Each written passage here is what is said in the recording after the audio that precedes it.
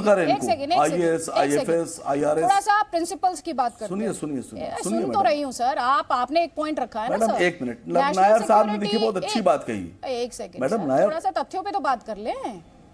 आप ही से बात कर रही हूँ, आप ही को फ्लोर दूंगी। हेमंत बिस्व शर्मा को कॉन्स्टिट्यूशन अलाउ करता है कि वो अपने पड़ोसी स्टेट में जाकर कोई भी एक्शन ले लें? ये अलाउ करता है कॉन्स्टिट्यूशन? आपने जो चैलेंज उनके सामने अभी रखा है, मैं थोड़ा सा उसे तथ्यों के आधार पर समझना चाह रही हूँ। टीवी में तो बड़ी बड़ी बातें, यलगार, ललकार, चुनौती, ठीक है, लेकिन क्योंकि मैं तथ्यों पर और ग्राउंड रियलिटी पर बात करती हूँ, कर सकते हैं हेमंत बिस्व शर्मा दूसरे राज्य में जाकर? ये है उनको परमिशन? नहीं, यही इन्हीं के नेता डेटा लेकर के घूमते हैं। अगर इनका डेटा सुनिए, सही है तो सुनिए, एक सेकंड, हमें सुन ही रही हूँ सर। तथ्य पे बात कीजिए, समा बांधना छोड़िए, समा बांधना छोड़िए, तथ्य पर बात कीजिए, बस ये कह रही हूँ। वकार साहब, आपका डेटा अगर सही है हेमंत तो शर्मा आपको चिंता का साहब विषय आपके लिए कुछ नहीं कर सकते हैं। अरे सुनिए सर, आपको भी जवाब दे रहा हूँ नायर साहब, अभी आपको भी दे रहा हूँ, बढ़िया जवाब दे रहा हूँ, बढ़िया बात आपने कही। आपको लगता है नहीं, आपको लगता है कि आप सारे जो हमारे मदरसे हैं बंद करा के सबको आईएफएस, आईआरएस, आईएएस, आईपीएस बना देंगे और खुद आप करेंगे धर्म संसद की तैयारी। विश्व हिंदू परिषद सारे देश के साधुओं को, करोड़ों को इकट्ठा करके धर्म संसद करती है, तो साधुओं को आप आईएफएस, आईआरएस क्यों नहीं बनाते हैं? ये जवाब दे दीजिए। खाली मदरसे वालों को बनाइएगा, साधु खाली संत समाज का मार्गदर्शन कर रही है। हिंदू समाज में अधिक से अधिक क्योंकि सही मार्गदर्शन कर रही है, इसलिए हमारे कौम में बहुत ज्यादा आईपीएस, आईएएस ऑफिसर्स हैं। आपकी लीडरशिप बरगला रही है, गलत मार्ग में ले जा रही है, इसके लिए आपकी कौम में जिहालत है। वो आप ही लोग कहते हैं साहब, वकार साहब, आप ही लोग तो डेटा लेके घूमते हैं कि सबसे ज्यादा स्कूल ड्रॉप आउट्स है, सबसे ज्यादा अंडर ग्रेजुएट। देखिए, जितना देश को बरगला रहे हैं आप लोग, जितना बरगला रहे हैं आप लोग देश को, आप अपने को पढ़ा लिखा कहते हैं और पूरे देश को आपने बरगला डाला है। नसीम वकार, आप जो कंपैरिजन कर रहे हैं, जो तुलना कर, एक सेकंड रुक जाइए सर। श्रीराज नायर जी, एक सेकंड रुक जाइए। साधु कौन है? साधु एक रिलीजियस डायमेंशन, हमारे देश का सम्मानित है।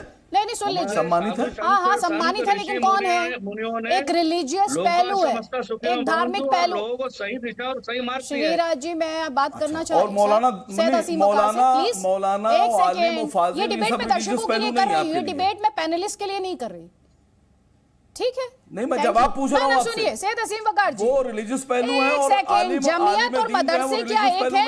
एक सेकंड, जमीयत और मदरसे क्या एक है?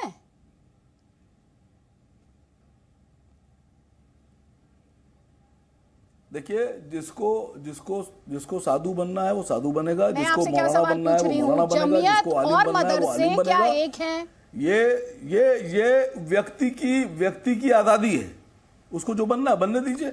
और मदरसे, मैं तो आपके चैनल पे बोल रहा हूँ, मैंने बयान जारी किया है। सुनिए मैडम, मैं आपसे पूछ रही हूँ, क्या जमीयत और मदरसे एक हैं? आप बोलती बहुत है, सुनती नहीं है। नहीं, मैं सुनती हूँ सर, तभी आपसे काउंटर क्वेश्चन कर पाती हूँ। जमीयत और मदरसे क्या एक हैं? मैंने बयान जारी किया है, आप कुछ नहीं करती। अरे आप डिबेट में रहिए ना, आप डिबेट में रहिए, इसके अलावा कुछ नहीं आता। आप डिबेट में रहिए, कोई बात नहीं, आपके सर्टिफिकेट की जरूरत नहीं है, डिबेट देखने वाले तय कर लेंगे किसे कितना आता है। जमीयत और मदरसे एक है? अच्छा, मुझे जवाब देने दीजिए। अरे मुझे जवाब तो देने दीजिए। मैं आपके चैनल पे कह रहा हूं खुलकर कि मैं अपने देश के उन तमाम गरीब हिंदू भाइयों से कह रहा हूं कि अपने बच्चों को आप मदरसे में तालीम हासिल करने भेजिए, दुनियावी तालीम, अच्छी पढ़ाई होती है। मदरसे से आईएएस, आईपीएस भी निकलते हैं। ये मेरे सवाल का जवाब है। अभी आप साधुओं को ले आए थे बीच में, अभी आप साधुओं को बना रहे थे आईएएस, आईएफएस, फिर चले साधुओं को ले आए, फिर मैंने आपसे पूछा जमीयत और मदरसे है क्या, अभी तक जवाब नहीं दिया आपने। अब आपने फिर से गोल पोस्ट चेंज किया, कोई बात नहीं। तौसीफ अहमद खान, इनमें से तो किसी ने जवाब नहीं दिया। उम्मीद है आप तो देंगे, आप तो कम से कम आसाम में जो कम्युनिटी ने एक्शन लिया उनकी शान में 2 शब्द तो जरूर कहेंगे तौसीफ अहमद खान, मुझे इस बात का पूरा भरोसा है। नहीं, देखिए अदिति जी, हम इस दौर में रह रहे हैं जहां तारीख के साथ, हिस्ट्री के साथ बहुत छेड़छाड़ किया जाता है, जहां पे बताया जाता है कि लाल किला को शाहजहां ने नहीं, चोला डायनेस्टी ने बनाया, ताजमहल जो है वो तेजो महालया है। ऐसी दौर से हम गुजर रहे हैं। लेकिन देखिए, ये मदरसों के खिलाफ जो बातें बोली जाती है, जो लोग बोलते हैं, या तो उन्हें तारीख, हिस्ट्री नहीं मालूम है, या तो फिर वो धर्म के नाम पे इतने अंधे हैं कि वो जानबूझकर एक नफरत फैलाते हैं। मैं आपको एग्जाम्पल के तौर पे बताता हूँ। मौलाना मोहम्मद अली जौहर, मौलाना अहमद मदनी, हकीम अजमल खान, उबैदुल्ला सिंधी, हसरत मोहानी, अताउल्ला खान बख्श, ये तो सिर्फ कुछ नाम मैंने आपको गिनाए। तो उस वक्त में चला था आज़ादी के जद्दोजहद में, ये सारे लोग हैं जिन्होंने आज़ादी के लिए लड़ा है। आप रेशमी रुमाल तहरीक बोलिए, आपके दर्शकों को वो पढ़ें। आप यहाँ पे वीएचपी के स्पोक्स पर्सन बैठे हुए हैं, अशोक शिंदे, जो कि विश्व हिंदू परिषद का, अशोक शिंदे जो कि आरएसएस का प्रचारक है, उसने कोर्ट में ऑन रिकॉर्ड कहा है कि आरएसएस और वीएचपी के ट्रेनिंग कैंप में बम बनाने की ट्रेनिंग दी जाती है। उसने भी ट्रेनिंग लिया था। इसके ऊपर में क्या एक्शन लिया? क्या इसके ऊपर में वीएचपी का क्या टिप्पणी है कि क्या अगर कोई ऐसी एलिमेंट है जो कि टेररिस्ट का ट्रेनिंग देती है वीएचपी और आरएसएस शाखा में, मदरसों को लेकर एक्शन होना चाहिए कि नहीं होना चाहिए? बिल्कुल एक्शन होना चाहिए। जो भी कानून के खिलाफ हो, जरूर एक्शन होना चाहिए। इस बार पे तो इसमें तो कोई कंफ्यूजन नहीं है। सुनिए मेरी बात, सुनिए, सवाल आप भूल गए। मैं आपसे ये पूछ, अब सावरकर पर चले गए, सुन तो लीजिए। ग्वालपाड़ा के मुसलमानों के बारे में तो 2 शब्द कह दीजिए। सुनिए ध्यान से, मदरसों के कंट्रीब्यूशन को लेकर कोई सवाल नहीं उठा रहा है कोई। आजादी के लड़ाई में तौसीफ अहमद खान, मैं खुद ही कह रही हूँ, मदरसों के योगदान को कौन क्वेश्चन कर रहा है? आजादी की लड़ाई में आप खुद ही सफाई दे रहे हैं। किसी ने पूछा क्या? किसी ने कहा क्या? किसी ने सवाल खड़ा किया क्या? नहीं किया। आपसे सुनिए, आपसे सवाल क्या है? सुनिए, जो ग्वालपाड़ा के मुसलमान हैं, जब वक्त मिलता है तो मुझे तो तौसीफ अहमद खान, सच्चाई तो एक तस्वीर में आपको दिखा रही हूँ मैं। ग्वालपाड़ा के मुसलमानों के बारे में आपकी क्या राय है? अब इन्हें आरएसएस का एजेंट मत बता दीजिएगा, और अगर बताइएगा इन्हें तो कम से कम लॉजिक जरूर दे दीजिएगा। ग्वालपाड़ा से जो तस्वीरें आई हैं, इन पर आपकी राय चाह रही हूँ। कोई रोल नहीं आजादी की लड़ाई में। वीएचपी एक टेररिस्ट ऑर्गेनाइजेशन है, बोलना पड़ेगा। राइट्स में उनके लोग शामिल रहते हैं, बोलना पड़ेगा। क्योंकि आज माहौल कैसा हो गया है, जो सच को झूठ बनाया जाता है।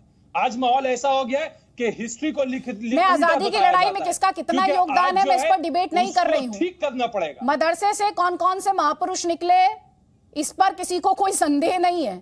ये जो ग्वालपाड़ा की कम्युनिटी ने मदरसे को खुद ही गिरा दिया, उस पर आपकी क्या राय है? मैं तब से इस सवाल का जवाब जानना चाह रही हूँ। मैं तो यही कह रहा हूं कि अगर कहीं पे कोई इलीगल एलिमेंट्स मिलते हैं और उनके खिलाफ सोसाइटी एक्शन ले रही है, मैं कह रहा हूं कि वीएचपी ने क्या एक्शन लिया, आरएसएस ने क्या एक्शन लिया। अशोक शिंदे ने ऑन रिकॉर्ड कहा है कि बॉम्ब बनाने की नहीं, क्या कहा आपने ग्वालपाड़ा की कम्युनिटी के लिए? क्या कहा आपने? मैंने मिस कर दिया, तो मुझे बताइए जरा एक बार फिर से। ये जो ग्वालपाड़ा में कम्युनिटी ने एक्शन लिया है, इस पर आपने क्या कहा? मैडम, आप तो जैसे बातों को रिपीट कर रही है, ये तो अजीब है। मैं तो आपको जवाब दे रहा हूं। बहुत अजीब बात है। मैडम फिर से वही सवाल पूछ। हाँ, मैं पूछूंगी सवाल। जब तक सवाल का जवाब नहीं मिलेगा, मैं पूछ रहा हूं, नहीं, जब तक सवाल का जवाब नहीं मिलेगा तब तक मैडम रिपीट ही करती रहेगी। वैसे मेरा नाम अदिति त्यागी है। टेररिस्ट कैंप ऑर्गेनाइज करती है विश्व हिंदू परिषद और आरएसएस, उसके खिलाफ क्या एक्शन लिया गया? अच्छा।